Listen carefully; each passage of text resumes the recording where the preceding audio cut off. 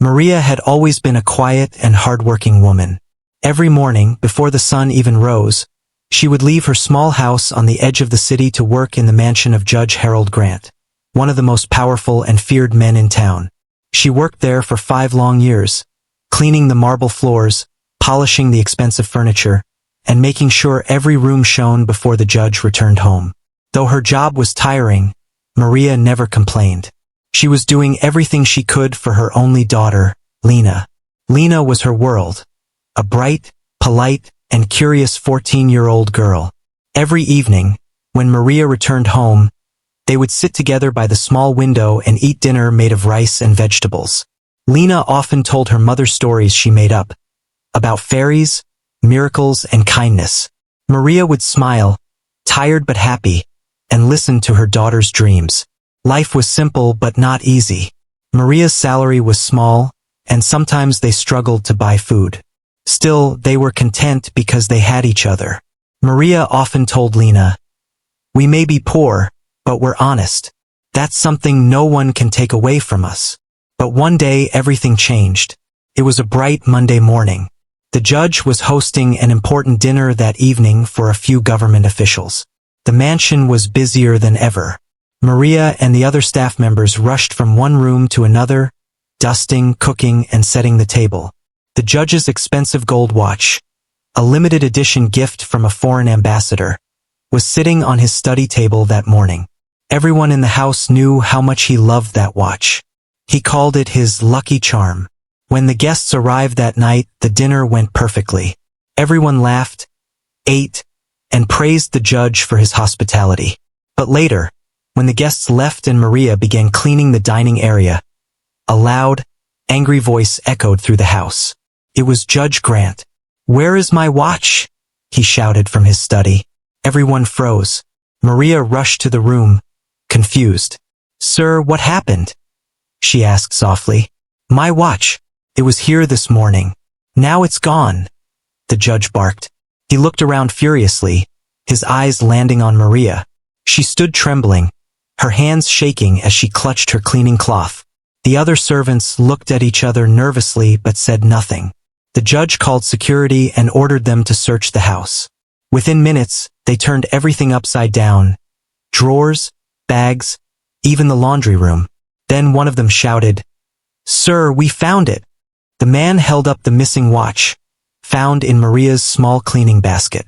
Maria's face turned pale. No, sir. I didn't take it. I swear, I didn't." Tears welled up in her eyes. "I would never steal from you." But the judge's face was hard and cold.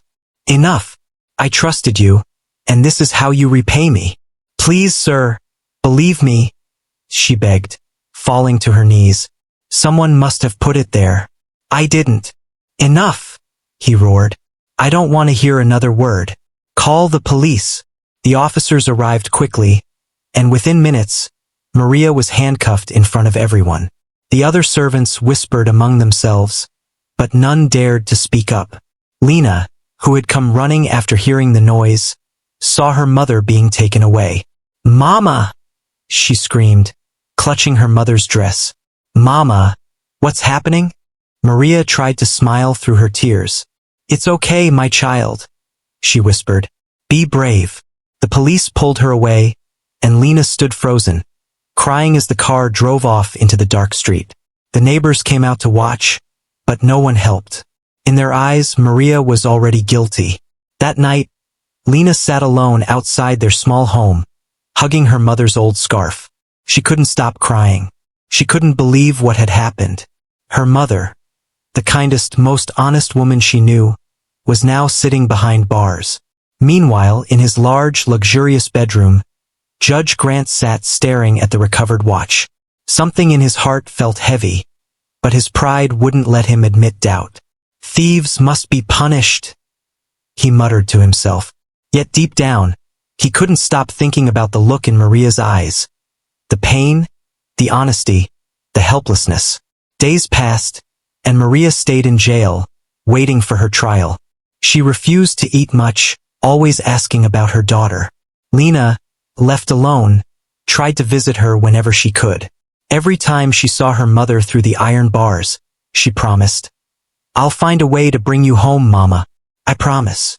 The guards and prisoners began calling Lena the little fighter because she never gave up. She spent her days near the courthouse, hoping to see the judge, but he always ignored her. Still, she believed that one day she would make him listen. And that belief, that unshakable faith, would soon lead to a moment that would change both their lives forever. After her mother was taken away, Lena's life changed completely. Their small house felt empty and cold. Every corner reminded her of her mother's smile, her gentle voice, and the warmth that once filled their home. Now silence lived there. The neighbors who used to greet Maria no longer looked at Lena. Some whispered when she passed by, calling her the thief's daughter. Each word hurt, but Lena held her head high. Deep inside, she knew her mother was innocent. Every morning, Lena woke up early and walked to the courthouse. She wasn't allowed inside, but she sat outside on the stone steps, waiting for a chance to see the judge. She wanted to beg him again to believe her mother. Sometimes, she saw him entering the big building in his black robe, surrounded by police officers and lawyers. He never looked at her. To him, she was invisible, just another poor child on the street. Days turned into weeks. Maria was still in jail and Lena was running out of money. The little savings her mother had hidden inside an old biscuit tin were almost gone. Lena tried to be strong, but every night she cried quietly, hugging her mother's scarf. She missed her so much. One afternoon, while sitting outside the courthouse, Lena heard two men talking nearby. They were discussing Judge Grant's illness. "Did you hear? The judge is sick again," one of them said. "Yes, it's strange. He's been to every hospital in the city, but no one knows what's wrong," the other replied. "He's got pain in his legs and back. Some say it's a curse. He's tried doctors, medicines, even foreign treatments. Nothing works." Lena listened carefully. For the first time, she felt a spark of hope. Maybe this was her chance to talk to him. If she could somehow reach him, maybe he would listen. The next morning, Lena decided to go to the judge's mansion. It was a long walk, but she didn't care. She was determined. The guards at the gate stopped her. "You can't come here," one of them said firmly. "I just want to speak to the judge," she said softly. "Please, it's important." The guard laughed. "Do you think the judge will meet a maid's daughter? Go home, little girl." But Lena didn't move. She stood there for hours waiting. The sun was hot, and her feet hurt, but she refused to leave. Finally, one of the maids who recognized her from before came outside. "Lena, go home, child," she said kindly. "You'll get in trouble." Lena looked up at her with teary eyes. "I just want to ask him to forgive my mother. She didn't do anything wrong." The maid sighed and went inside. A few minutes later, she returned and whispered, "The judge said you can come in, but only for a minute." Lena's heart started pounding. She followed the maid through the big marble hallway until they reached the judge's study. He was sitting behind his large wooden desk, reading some papers. When he looked up, his cold eyes met Lena's small, determined ones. "So," he said slowly, "you're the daughter of the thief." "She's not a thief," Lena cried. "My mother is innocent." The judge raised an eyebrow. "Careful, little girl. You're speaking to a judge." Lena took a deep breath and stepped forward. "Please, sir, my mother didn't steal your watch. She's a good woman. Maybe someone else took it. Please let her go." Judge Grant leaned back in his chair, amused by her courage. "And why should I believe you? The watch was found in her basket." "I don't know how it got there," Lena said, her voice trembling. "But my mother always told me to tell the truth, even when it's hard. I'm telling you the truth now." The judge chuckled softly, then winced in pain as he moved his leg. Lena noticed it and frowned. "Are you sick, sir?" she asked quietly. He looked at her with surprise. "That's none of your business," he snapped. But Lena didn't give up. "I can help you," she said suddenly. The judge blinked. "You? Help me?" "Yes," she said firmly. "I can make you better. Just give me a chance." The judge laughed loudly. "You? A poor girl who can't even save her own mother wants to heal me? That's ridiculous. Lena stood tall, her eyes full of determination. If I heal you, will you free my mother? She asked. The judge smirked, clearly enjoying the absurdity of the moment. All right, he said mockingly.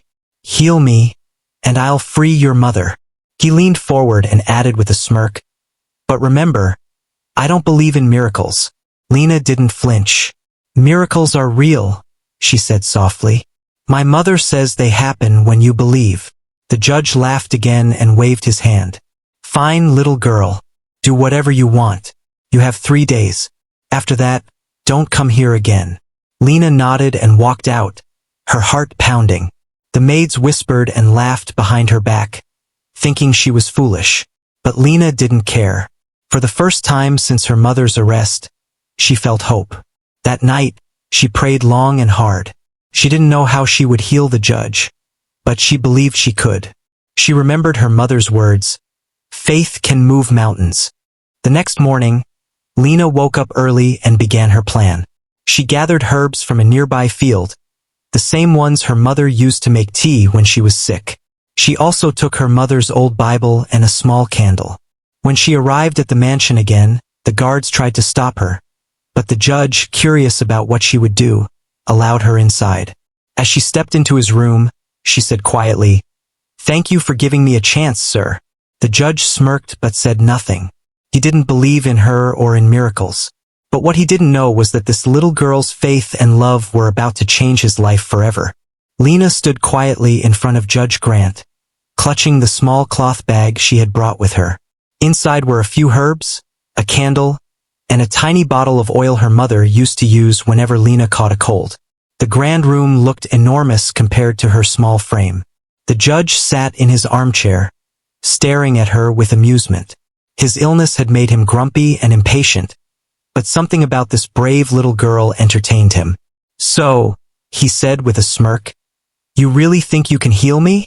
Lena nodded, her eyes full of innocence and confidence. "I can try, sir," she said softly. "I believe God can heal anyone." The judge chuckled, shaking his head. "You sound just like your mother. Too much faith for people who have nothing." Lena didn't respond. She walked closer and carefully placed the small items on the table near his chair. "Please, sir, let me help you," she said gently. "You promised that if I heal you, you'll free my mother." Judge Grant raised his eyebrows. He had said those words only as a joke, not expecting her to take them seriously. But now, seeing her determination, he decided to play along. "Fine," he said. "You may try, but don't expect miracles. Even the best doctors failed to cure me." "I'm not a doctor," Lena replied softly, "but I believe in kindness, and sometimes that can heal more than medicine." The judge stared at her, unsure if he should laugh or be impressed. The little girl spoke with a calmness that felt strange to him. Lena asked if she could stay for a while each day. She wanted to make him tea, say a prayer, and read to him. At first, the judge thought it was a waste of time. But curiosity got the better of him and he agreed. "Fine, but don't disturb me too much," he said. The next morning, Lena arrived early, dressed neatly in her worn-out clothes. She smiled politely at the guards and carried her bag inside. The judge was already awake but looked tired and irritated. "You again?" he asked. "Yes, sir," she replied with a polite bow. "I brought you some herbal tea. It helps with pain." He frowned. "You think this will work better than my expensive medicines?" "I don't know," Lena said honestly, "but I think it might help if you drink it with faith." Her gentle tone softened something in him. He took the cup, expecting it to taste terrible, but it was surprisingly soothing. It had a mild, earthy flavor that reminded him of the countryside where he grew up. For a moment, a memory flashed in his mind. His own mother making herbal tea for him when he was a boy. The judge quickly shook the thought away. "Don't think this means anything," he said sharply. "I don't, sir," Lena answered. "I just want you to feel better." Day after day, Lena kept coming. She never missed a visit. Sometimes she brought tea, sometimes she read softly from her mother's old Bible, and sometimes she simply sat quietly, smiling. The judge began to notice that she never asked for money or food. She only wanted one thing, her mother's freedom. At first, everyone in the mansion laughed at her. "A little girl healing the judge?" they whispered. "Impossible." But as time went on, the staff began to notice something strange. The judge seemed calmer. His anger had lessened. He smiled occasionally, which was something no one had seen in years. One afternoon, the judge's doctor came for a routine checkup. "You're improving, sir," the doctor said in surprise. "Your blood pressure is normal, and the pain seems to be lessening." The judge nodded quietly, not wanting to admit that he, too, felt better. That night, as he sat alone, he thought about the little girl's words, "Faith can heal anyone." He looked at the clock and realized she would be coming again the next morning. For some reason, he was actually looking forward to it. When Lena arrived the next day, she found him sitting by the window instead of his bed. He turned to her and said, "Tell me, why do you care so much about helping me? I was the one who sent your mother to jail." Lena looked down for a moment, then said softly, "Because my mother says we should forgive. She says anger only hurts us. I don't hate you, sir. I just want my mother home." Her words hit him harder than he expected. He stared at her for a long moment, speechless. No one had ever spoken to him with such honesty and gentleness. That evening, the judge found himself thinking about Maria, how she had always been polite, quiet, and hardworking. She never caused trouble. Could it be possible she was truly innocent? But his pride was strong. He didn't want to admit he might have made a mistake. "No," he told himself. The watch was in her basket. Still, doubt began to creep into his heart. Lena continued her visits for several days. Each time, she brought a new story, a prayer, or a simple act of kindness. Slowly, the judge's pain lessened, and his heart began to soften. One evening, as he watched Lena leave, he said quietly to himself, "That girl has something no doctor could ever give, peace." He didn't know it yet, but the girl he once mocked was already healing him. Not just his illness, but his pride, his loneliness, and his hardened soul. And soon the impossible would happen. Something that would not only prove her faith right, but also change the course of all their lives forever. Every morning, Lena walked through the big iron gates of Judge Grant's mansion with her small cloth bag in hand. The guards no longer stopped her now. They had grown used to seeing her innocent face and kind smile. What started as a joke for the judge had now become a daily routine. The little maid's daughter, who had once begged for her mother's freedom, was now spending her days inside the mansion of the very man who had taken that freedom away. Inside the grand house, everything was polished and shiny. Golden frames, silk curtains, and marble floors that looked like mirrors. Yet, despite all the wealth, the house felt cold and lifeless. The judge rarely laughed, and most of the servants were too afraid to talk to him. But something began to change ever since Lena started coming. Her soft footsteps, her gentle voice, and her bright eyes slowly brought warmth into that lonely home. Lena always started her visits the same way. She would quietly knock on the judge's door and wait for him to say, "Come in." Then she'd step inside with her calm smile and say, "Good morning, sir. How are you feeling today?" Sometimes he grumbled and said he was fine. Other times he complained about the pain in his legs or his sleepless nights. No matter how he answered, Lena always replied kindly, "You'll feel better soon, sir. I believe it." She brought him herbal tea every morning, made with ingredients her mother used to use. The tea had a simple smell, not fancy like the ones rich people drank, but it had warmth in it. The judge began drinking it regularly, not because he believed in it, but because he liked the feeling it gave him. It reminded him of something he couldn't name, maybe comfort, maybe home. At first, Judge Grant thought Lena was wasting her time. But over the days, he noticed something unusual. When she was around, his pain didn't feel as sharp. He slept better, and his heart felt lighter. It wasn't just the tea, it was her presence. There was something pure about her, something that made him forget his bitterness. One evening, as Lena was about to leave, the judge asked her, "Why do you keep coming here every day? What makes you so sure you can help me?" Lena looked at him with her big, honest eyes and said, Because my mother taught me to never give up on people, no matter how hard they are to love. Her answer stunned him. No one had ever spoken to him like that before. Most people feared him or respected him only for his power. But this little girl, whose mother he had sent to jail, spoke to him with honesty and kindness. From that day, the judge started talking to her more. He asked about her life, her school, and her mother. Lena told him how her mother used to sing while cooking, how she worked hard even when tired, and how she always said, "God sees everything, even when people don't." The judge listened quietly. Those words stayed in his mind long after she left. That night, when he lay down to sleep, he couldn't stop thinking about Maria. Was she really guilty? Could he have been wrong? The next morning, the judge felt a strange pull in his heart. He decided to test Lena. When she arrived, he asked sharply, "What if I told you I'll never let your mother go, no matter what you do? What then?" Lena stayed quiet for a moment, then said softly, "Then I'll still come, sir, because healing someone's body is not just about medicine. It's about helping their heart too.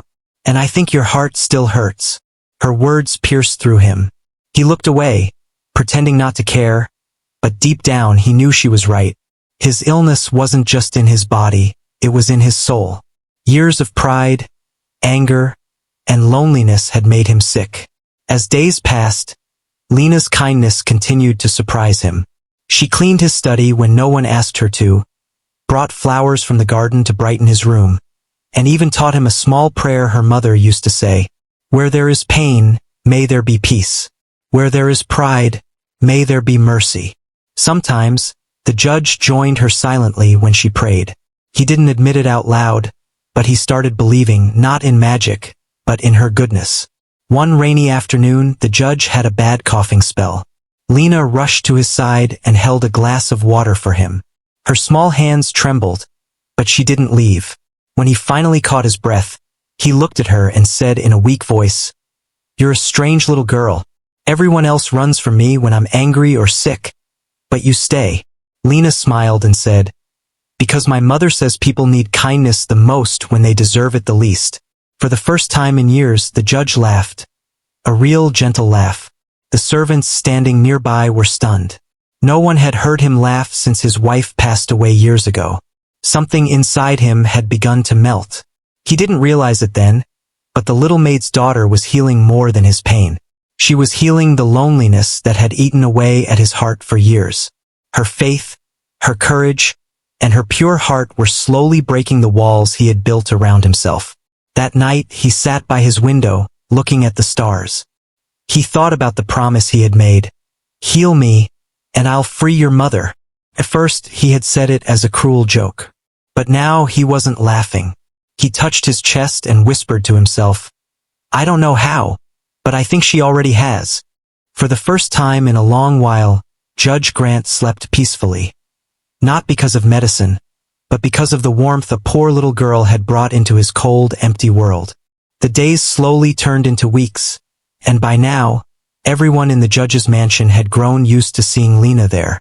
Every morning, the little girl arrived with her small bag, carrying the same few things, her herbs, her candle, and the hope that never left her eyes. What had started as a cruel joke had become something meaningful. The judge, who once mocked her faith, now waited quietly for her knock on the door each morning. Judge Grant's health had begun to change in small but clear ways. The constant pain in his legs was fading. His sleep had improved, and even his face looked less tired. But it wasn't just his body that was healing, his heart was changing too. The man who used to shout at his servants now spoke to them calmly. The mansion, once filled with tension, started to feel alive again. One morning, while Lena poured him a cup of tea, the judge said quietly, "You know, I didn't believe this would work. I laughed when you first came here. But now, I don't know what's happening to me." Lena smiled and said, "Maybe your heart is resting now, sir. When the heart is calm, the body heals faster." Her words were simple, but they touched him deeply. No doctor had ever said something like that to him. For years, he had searched for a cure through expensive medicines and foreign treatments, but none of them brought him the peace this little girl's kindness did. That afternoon, the judge decided to test himself. He tried walking in his garden without his cane, something he hadn't done in months.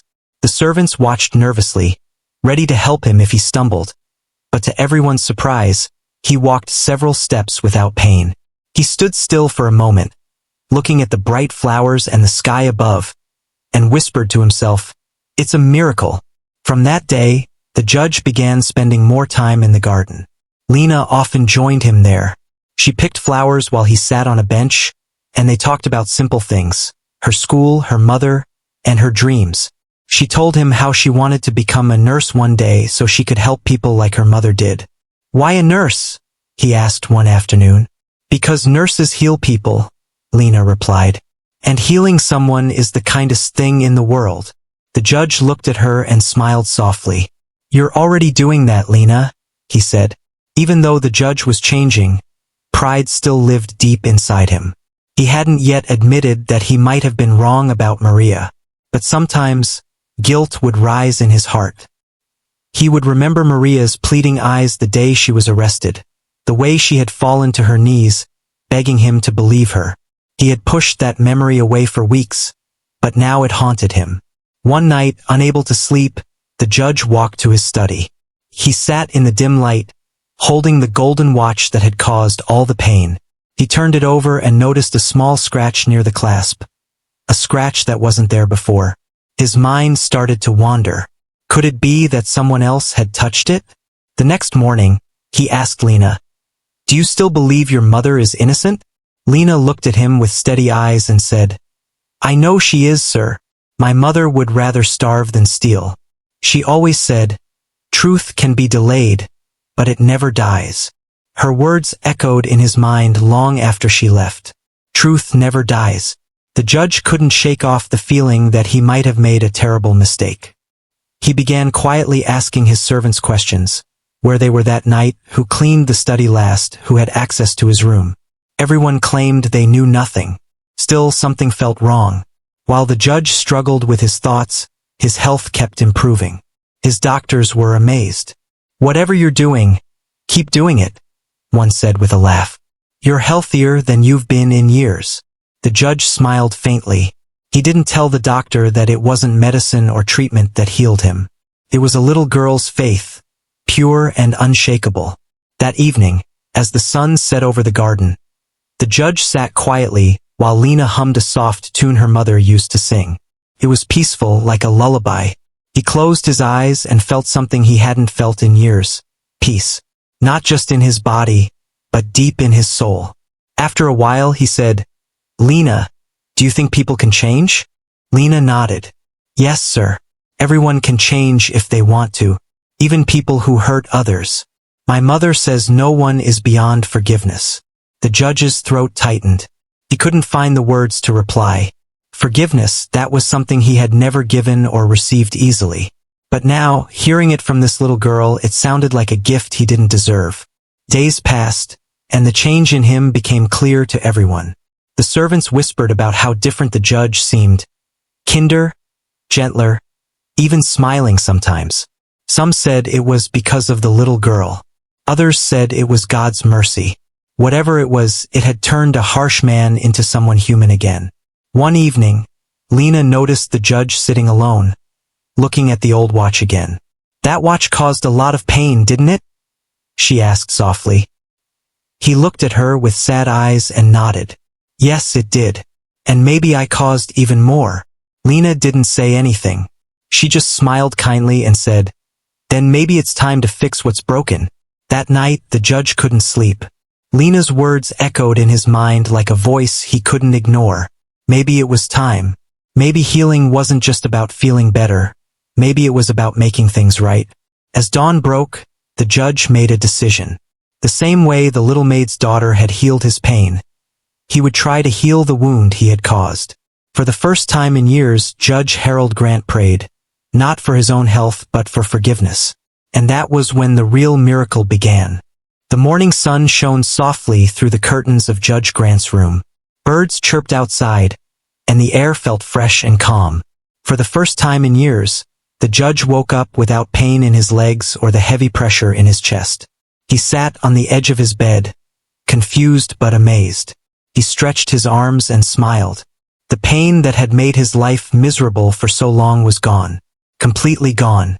He stood up and walked toward the window, slowly at first, then more confidently. His steps were light. He couldn't believe it. For months, he had struggled to even stand without his cane, and now he was walking freely. He touched his knees and laughed softly in disbelief. "This can't be real," he whispered. But it was real. Downstairs, Lena was waiting with her usual smile and a cup of herbal tea. When the judge walked into the room without his cane, she gasped. "Sir, you're walking," she said, her eyes wide with joy. The judge chuckled, shaking his head in wonder. "Yes, little one," he said. "I woke up this morning and the pain was gone." Lena's eyes filled with tears, but they were tears of happiness. "I told you, sir," she said softly. "Miracles happen when you believe." The servants, who had gathered nearby, couldn't believe what they were seeing. They had seen the judge suffer for years, using medicines, injections, and massages with no results. But now, just after weeks of a little girl's prayers and care, he was healed. They whispered among themselves, some crossing their hearts, others shaking their heads in awe. Later that day, the judge's doctor arrived for a regular checkup. When he saw the judge walking around the room, he was shocked. "This is unbelievable," the doctor said. "Your joints are fine, your pulse is steady, and your color looks healthy. I don't know how this happened." The judge smiled and replied quietly, "Maybe not everything can be explained by science." After the doctor left, the judge sat in his study, deep in thought. He held the golden watch in his hand, the same one that had caused all the trouble. He turned it slowly, his reflection shining faintly on its surface. For the first time, he didn't feel proud of it. Instead, he felt guilt. He remembered the day he had accused Maria. Her crying, her begging for mercy, her promise that she was innocent. He had ignored her. He had laughed when her daughter pleaded for her. And now, that same daughter had done what no one else could. She had healed him. Tears filled his eyes as he whispered, "What have I done?" At that moment, Lena entered the room. She noticed the sadness on his face and asked, "Are you not happy, sir? You're healed now." The judge looked at her, his voice trembling. "Lena, how can I be happy when your mother is still in jail because of me?" Lena's smile faded. She lowered her head but said softly, "God knows the truth, sir. He will make it right." The judge stood up and placed a hand on her shoulder. "No, Lena, I will make it right." That afternoon, he went to the courthouse, something he hadn't done in weeks. Everyone was surprised to see him walking confidently again. His fellow judges and lawyers greeted him with amazement. But he didn't stop to talk to anyone. He walked straight into his office and called for the files related to Maria's case. When he opened the documents, his eyes narrowed. Something felt wrong. He noticed a few details he had missed before. Statements written by one of his relatives, his nephew Edward, who had been living with him at the time of the theft. The evidence seemed too perfect, too neat. He remembered that Edward had always been careless with money and had once borrowed a large sum from him. Could it be possible that Edward was behind everything? To find out the truth, Judge Grant secretly called one of his trusted investigators. He asked him to check the pawn shops and private dealers in the city to see if anyone had tried to sell a similar gold watch months ago. Within 2 days, the investigator returned with shocking news. A man matching Edward's description had sold a fake copy of the same watch. The shopkeeper even had the record of the sale. The judge's hands trembled as he held the paper.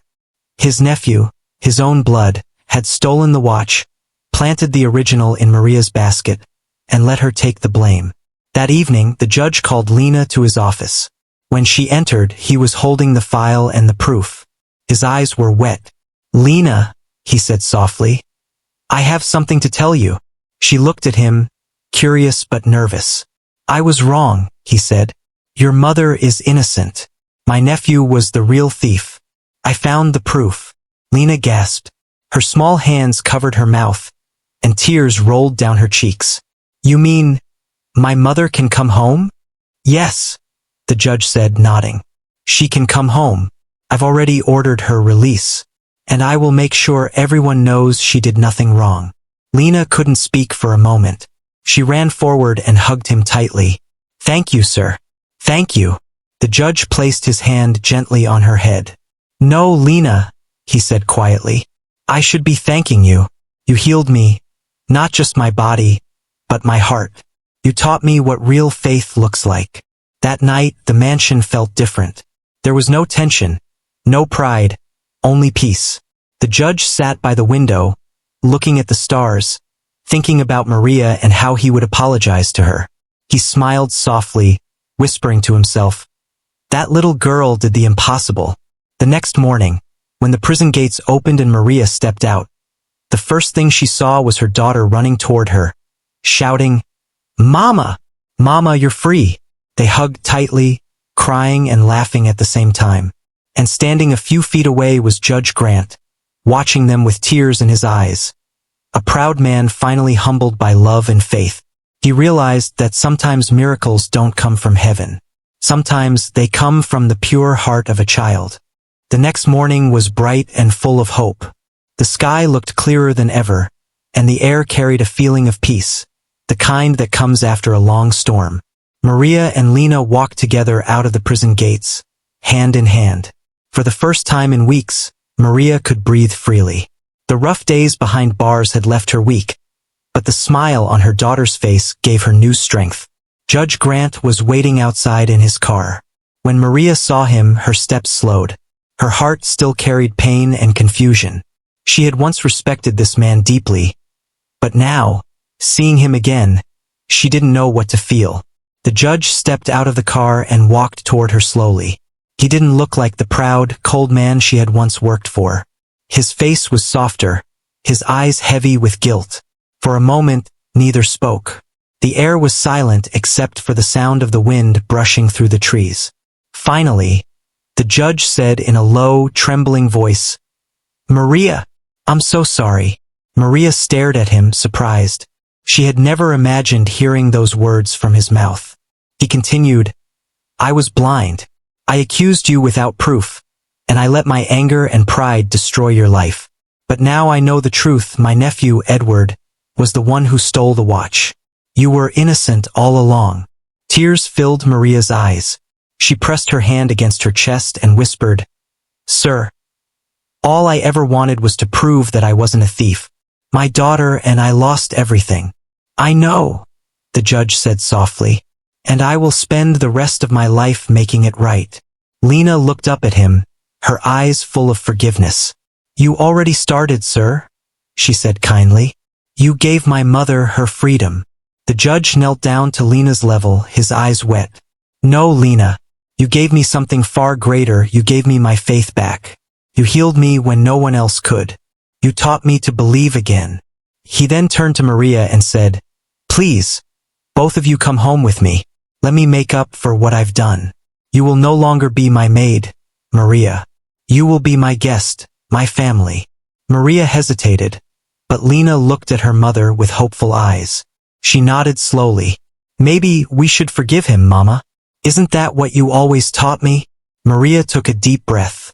Yes, my dear. Forgiveness is a gift we give to ourselves too. They accepted his invitation and went with him.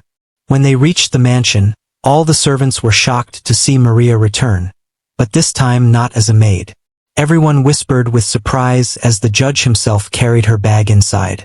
He called all the staff together and said clearly, Listen, everyone. Maria was wrongly accused. She never stole anything. It was my own family member who committed the crime. I made a terrible mistake, and I want everyone to know she is innocent. The room went silent. Some servants looked ashamed for not defending her before. Others smiled in relief, happy that justice had finally been served. Maria stood quietly, tears of gratitude streaming down her face. That evening, the judge arranged a small dinner in her honor. The table was filled with delicious food, and the air felt warm and full of peace. During the meal, the judge raised his glass and said, To Maria and Lena, two souls who showed me that truth and kindness always win. Lena giggled softly, and Maria bowed her head humbly. It was a moment none of them would ever forget. Later that night, the judge went to his study and opened an envelope on his desk. Inside were the final documents proving Maria's innocence. He smiled with relief and signed another paper, one that granted Maria a new home and financial security. When Maria and Lena woke up the next morning, they found the documents on the table with a note from the judge that said, "Thank you for forgiving me. You are free, not just from my mistake, but from every struggle life has thrown at you. You deserve peace, happiness, and dignity. Consider this my way of saying sorry." Maria couldn't hold back her tears. "He has truly changed," she whispered. Lena hugged her mother tightly. "You see, Mama? Good people can change when they realize their mistakes." A few days later, the news spread across the city. Newspapers printed the story with the headline, "Judge publicly apologizes to Maid, admits his mistake." Many people were shocked, but others praised the judge for his honesty. Maria became a symbol of strength and forgiveness. People admired her courage to forgive and her daughter's unshakable faith. The judge was respected in a new way, not for his power, but for his humility. One afternoon, as they all sat in the garden, the judge turned to Maria and said, "You know, I used to think justice was about punishment, but now I understand. It's about doing what's right, even if it hurts your pride." Maria smiled gently. "Justice without kindness is just another form of cruelty, sir." He nodded. "You're right, and you've taught me that." From that day on, their lives changed forever. The mansion, once filled with arrogance and pride, now echoed with laughter and love. Lena often played piano in the living room, and the judge would sit nearby, listening peacefully. Sometimes he even joined her, humming softly, something no one had ever seen him do before. Maria finally found peace. She no longer carried the weight of shame or fear. She worked on rebuilding her life with dignity, while the judge helped her in every possible way. As months passed, the three of them became like a family, bound not by blood, but by truth, forgiveness, and miracles. One evening, as the sun set behind the hills, the judge looked at Lena and said, "You healed my body, but your forgiveness healed my soul." Lena smiled and replied, "Sometimes, sir, that's what true healing really means." The judge nodded, tears glistening in his eyes, realizing that the real justice was not in the courtroom. It was in the hearts of those who chose to forgive. Weeks passed peacefully after Maria's release, and life slowly began to feel normal again. The mansion, once a place filled with strict rules and cold silence, now echoed with laughter, warmth, and the sound of hope. Judge Grant had changed completely. The proud, serious man was gone. In his place was someone kinder, gentler, and full of gratitude. Every morning, Lena would come running down the stairs with her hair tied in two neat braids, greeting everyone with her bright smile. The servants adored her now, and even the judge would wait to have breakfast until she joined him. He often told her, "You bring sunshine into this house, little one." Maria worked in the garden, tending to the flowers she loved. But this time she wasn't a maid. The judge had made sure she never had to work as a servant again. She helped because she wanted to, not because she had to. The garden had become her peaceful corner, a place where she could breathe, think, and thank God for the second chance she had been given. One afternoon, while they were all sitting in the garden, the judge looked at Maria and said, "You know, Maria, I used to think wealth could buy everything. Respect, happiness, peace.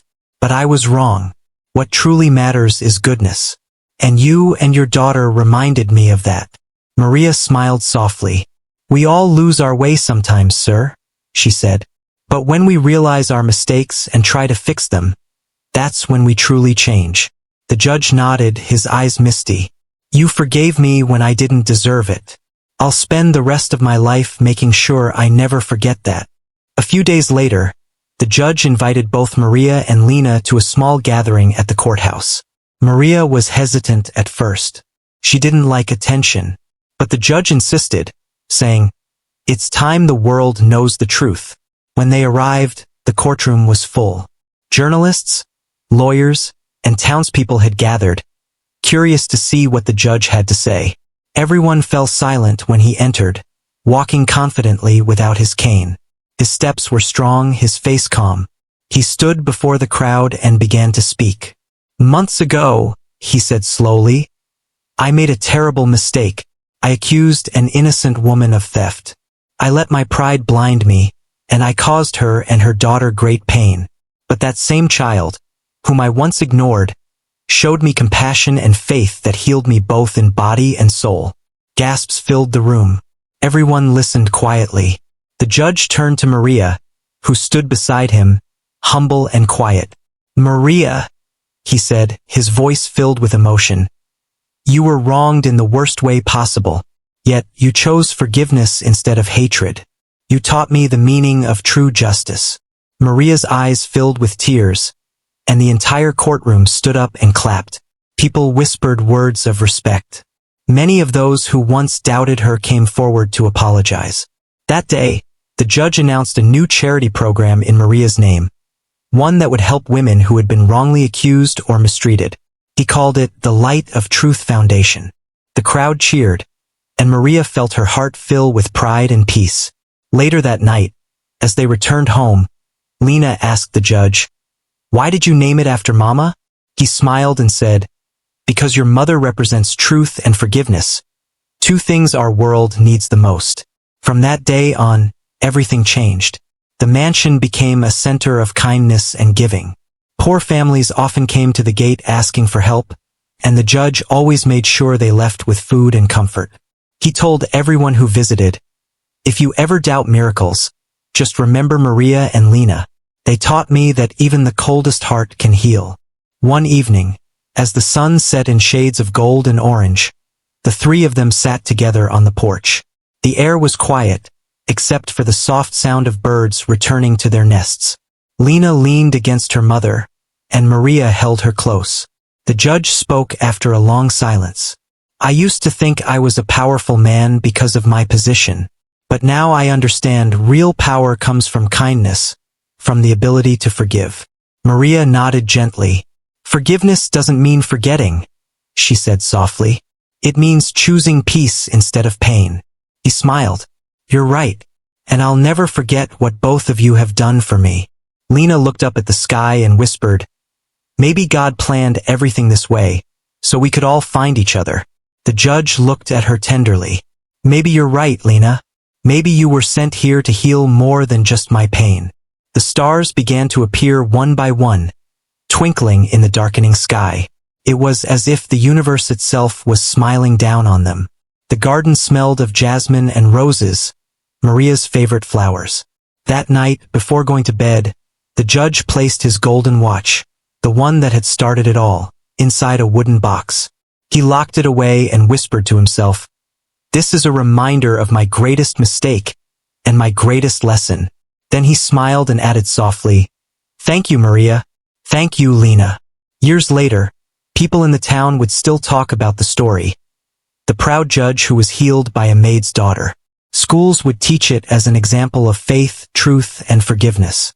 The Light of Truth Foundation grew into something much bigger, helping thousands of women across the country. And at the heart of it all were Maria and Lena, living quietly, surrounded by love and respect, grateful for the life they had rebuilt together. The judge often visited them in their small new home by the countryside. They would sit under the same big oak tree, sharing tea and laughter.